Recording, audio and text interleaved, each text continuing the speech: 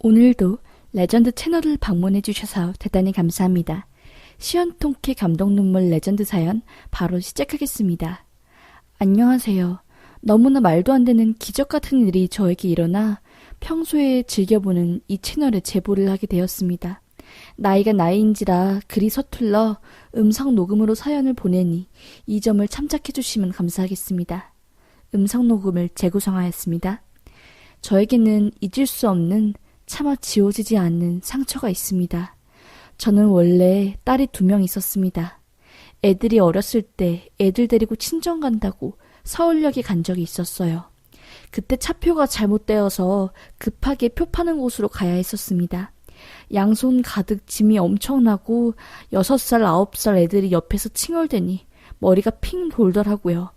까딱하면 차표도 날아가고 차도 못 타게 되는 상황이라 서울역 안에 있는 초록 의자에 짐을 두고 애들한테 절대로 어디 가지 말고 짐 옆에 꼭 붙어 있으라고 했습니다.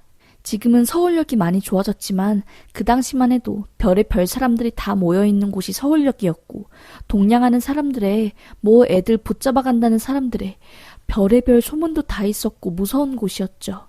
그랬으면 안 되는데 애들끼리 뒀으면 안 되는데 저도 그때 차표에 정신이 팔려 첫째한테 짐 지키고 동생 돌보라고 한 뒤 표를 바꾸기 위해 매표소로 갔지요. 한참을 줄 선 후 차표를 바꿀 수 있었고 다시 아이들이 있는 그 초록색 의자로 갔습니다. 그런데 사람들이 북적북적한 초록색 의자 위에 있는 분홍색 보자기만 보이고 애들이 안 보이는 겁니다. 애들이 없어진 거였습니다. 눈앞이 하얘지고 피가 거꾸로 돌더라고요.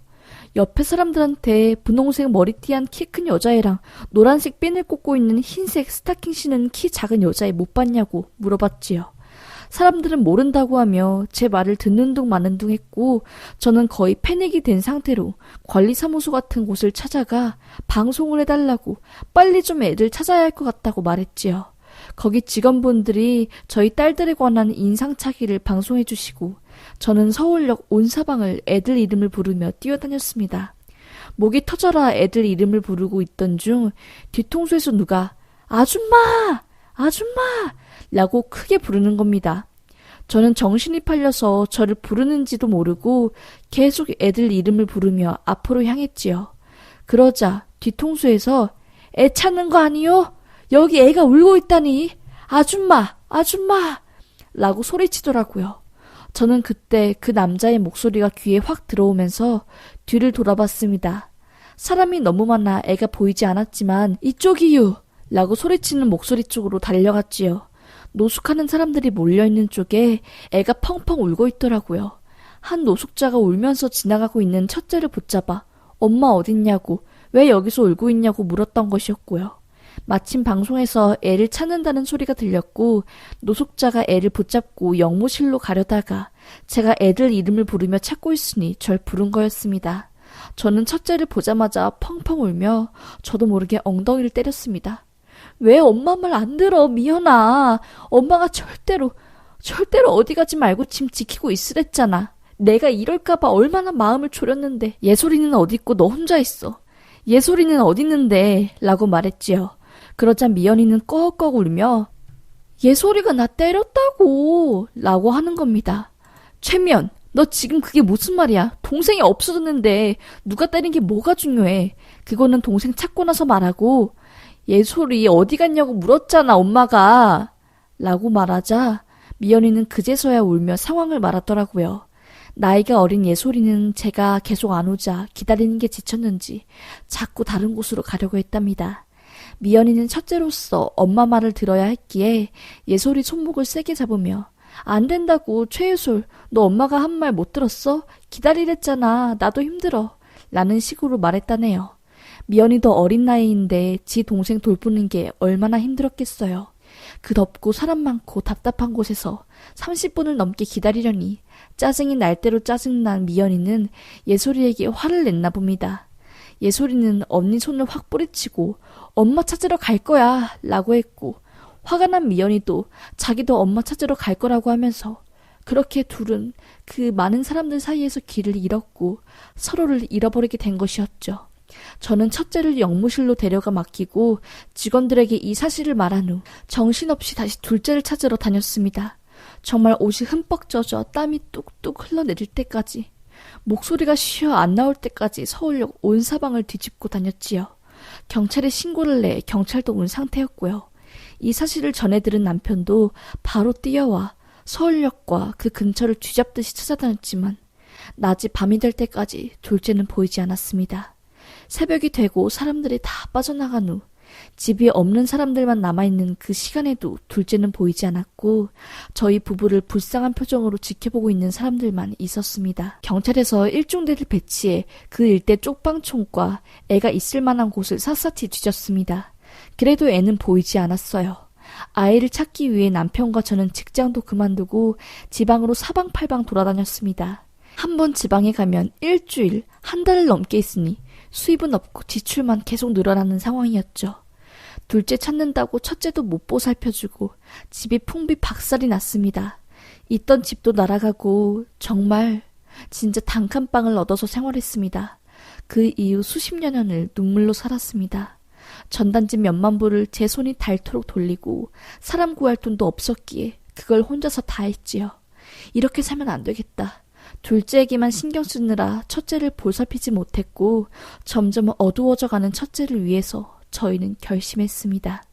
가슴에 묻고 첫째를 보살피자라고요. 그렇게 저희 부부는 정말 울음을 가슴으로 삼키며 직장을 다시 다녔고 그렇게 첫째를 키웠습니다. 첫째는 저에게 엄마, 나 때문에 예솔이 없어진 거야? 나 때문이지. 내가 그때 화 안 내고 짜증 안 냈으면 예솔이 내 옆에 있잖아. 라고 하는 겁니다. 아이가 본인 때문에 동생을 잃어버린 줄 알고 극심하게 불안해했지요. 학교도 적응을 잘 못했고 너무 힘들어했습니다. 다행히 심리치료를 병행하며 해가 지날수록 안정이 되었고 고등학교, 대학교까지 건강하게 졸업해 직장인이 되었습니다. 첫째는 특이하게도 어렸을 때부터 일본이라는 나라에 관심이 많아 일본에서 취업을 했네요. 일본에 가서 일을 한 지 벌써 9년이 되었습니다. 저희 부부는 뻥 뚫린 마음을 달래기 위해 그리고 자꾸 둘째 생각 때문에 나쁜 생각을 하게 되는 저를 위해서 시간만 나면 봉사를 했습니다. 고아원에 가서 아이들을 돌보고 갓 태어나 버려진 애들을 도우며 그래, 우리 예솔이도 어쩌면 더 좋은 집에서 살고 있을 수도 있잖아. 그래, 이런 식으로 생각하며 마음을 달랬어요. 사실 달래는 것보다 그냥 삭히고 덮어놓은 거라는 표현이 맞네요. 그렇게 봉사를 하던 중 봉사 팀장님과 함께 새로운 고아원을 가서 봉사를 하게 된 일이 있었습니다. 땀을 뻘뻘 흘려 몸이 너무 끈적해 봉사 후 목욕탕에 갔어요. 평소에 목욕탕을 저는 자주 갑니다. 자주 가는 이유 중 하나는 사실 예솔이 때문이에요. 예솔이 왼쪽 등 아래에 가로로 큰 점이 있고 오른쪽 날개뼈에 태어날 때부터 있었던 손바닥만한 빨간색 붉은 점이 있습니다. 혹시 모르니까 하는 마음에 초반에는 전국 목욕탕을 다 돌아다닐 정도였지만 마음을 비운 지금은 가고 싶을 때만 가는 그런 정도가 되었지요. 그렇게 그 새로운 봉사를 끝마치고 목욕탕에 가서 등을 지지고 때까지 전부 밀고 난 후 밖에 나와 선풍기로 몸을 말리고 있었는데 어눌한 한국말을 하는 여성 한 명이 목욕탕 안으로 들어가는 겁니다. 그런데 그 여자 등에 우리 예솔이 몸에 있었던 똑같은 위치에 검은 점과 붉은 점이 있었습니다. 깜짝 놀라서 저는 아가씨 잠깐만요! 라고 소리쳤지요. 그 아가씨는 눈이 휘둥그레져 쳐다보더라고요. 다른 사람들도 전부 저를 쳐다봤고요. 저는 아랑곳하지 않고 혹시 내가 사정이 있어서 그런데 혹시 부모님 성함이 뭡니까? 아니 다름이 아니라 잃어버린 우리 둘째 몸에 있던 점이 그쪽 몸에 똑같이 있어서 그래요. 실례했다면 죄송합니다. 라고 했지요. 그 여자는 깜짝 놀라며 처음에는 영어로 말하더라고요. 제가 알아듣지 못하자 어눌한 한국말로 다시 저에게 말하는 겁니다. 맞다고. 본인 입양하라고. 부모님은 미국인이고 본인은 2년 전에 한국 지사로 발령받아 한국에 와서 근무하고 있다고. 한국말 배운 지 몇 년 안 되어서 잘 말 못한다고.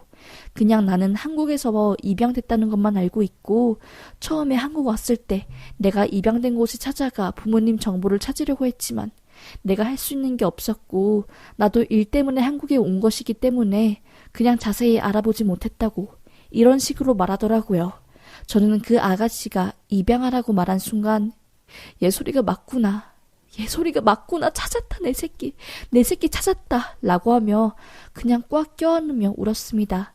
이마가 볼록 튀어나오고 코가 오똑한 게 지 아빠랑 똑 닮았고 어렸을 때 예솔이의 얼굴이 있었기 때문입니다. 예솔이는 당황하며 뒷걸음질을 쳤지만 저는 예솔아, 엄마야.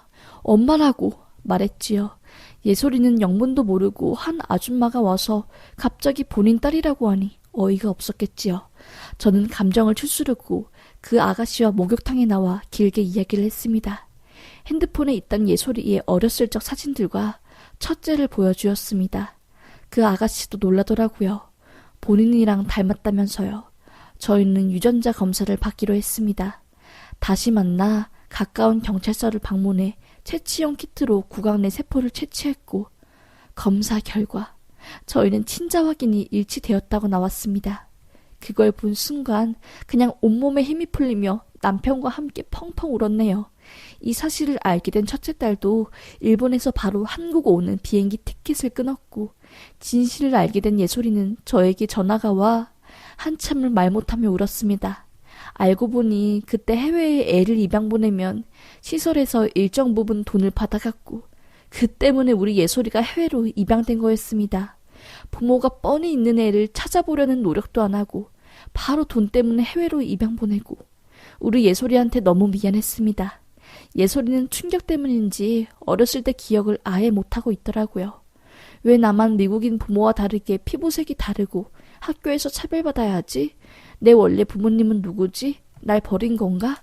라는 생각 때문에 사춘기 시절을 한참 힘들게 보냈답니다. 등에 있던 빨간 점과 큰 검은 점을 빼려고 시도도 했지만 빨간 점은 빼는 게 불가능하고 설령 수술을 하더라도 불주사 맞은 것처럼 흉터가 난다길래 안 했고 검은 점은 사이즈가 너무 커 빼는데 수백만 원이 든다고 해서 빼는 걸 미뤘답니다. 본인은 그게 컴플렉스였고 누구한테 보여주기 싫었는데 이걸로 저희가 딸을 찾게 될 줄은 정말 꿈에도 몰랐네요. 이 기적 같은 일을 어찌 알았는지 모 방송사에서도 저희 이야기를 취재한다고 했어요. 큰 매스컴에서 이야기가 다뤄지는 것은 평범한 직장인인 예솔이도 부담스러워하고 저도 부담되었기에 거절했습니다. 그러다 정말 기적 같은 이 이야기를 저희만 알고 있기 아까워 이렇게 제가 자주 보는 채널에 제보하게 되었네요. 첫째가 한국으로 도착하자마자 예솔이를 찾았고 둘은 정말 펑펑 울었습니다. 첫째는 너무 눈물을 많이 흘려 어지러워 걷지도 못할 정도였고 예솔이도 감격스러웠는지 눈물만 계속 흘렸네요. 정말 그 당시 잃어버린 아이들이 제대로 수사도 안 된 채 해외로 입양되어 지금도 애타게 찾고 있는 부모님들이 많습니다. 혹시라도 이 사연을 보고 계신 해외 입양아 분들과 그 부모님들은 경찰에 가 DNA를 등록하세요. 해외에 계신 분들도 등록할 수 있는 절차가 따로 있다고 합니다. 등록하는 분들이 점점 많아진다면 저희처럼 기적 같은 일이 일어날 수 있겠지요. 저는 딸을 찾았지만 아직도 아이를 찾고 있을 부모님들을 위해 봉사는 멈추지 않을 계획입니다. 모두 너무너무 감사합니다. 정말 너무 감사합니다. 앞으로 감사하며 최선을 다해 살겠습니다. 이 기적 같은 이야기를 들어주신 여러분들 가정에 축복만 있기를 기원하겠습니다.